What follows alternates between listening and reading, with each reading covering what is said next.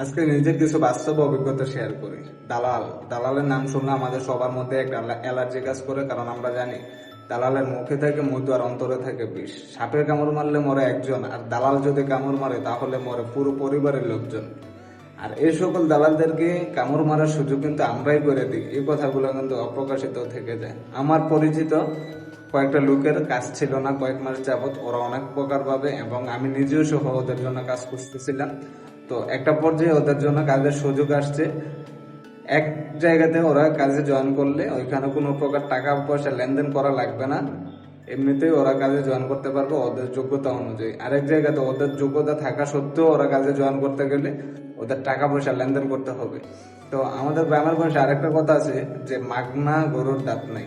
তো আমরা যখন কোনো জিনিস বিনামূল্যে বা সস্তা পাই যায় তখন এটার কদর করতে জানি না, আবার এটা যতই গুরুত্বপূর্ণ জিনিস হোক না কেন, বিশেষ করে আমাদের বাংলাদেশিদের ক্ষেত্রে। ওই যে বিনামূল্যে যেখানে আমরা কাজে জয়েন করতে পারবো সেখানে কিন্তু আমরা জয়েন করতেছি না। কারণ কি, এখানে আমার টাকা নিতেছে না, কোম্পানি কি ভালো হয় কি খারাপ হয়, সকল প্রকার নেগেটিভ সাইড আমরা চিন্তা করে এটার ভালো দিকগুলোরও মুছে ফেলি। আর যেখানে আমরা টাকার বিনিময়ে হইতেছি ওই দিকেই আমাদের ঝোঁক থাকে বেশি। আমাদের চিন্তা ভাবনাতে শুধু ওইটাই থাকে যে আমার কাছ থেকে টাকা নিতেছে, তার মানে আমার সাথে কোনো প্রতারণা হবে না, সবকিছুই এটার মধ্যে ভালো হবে।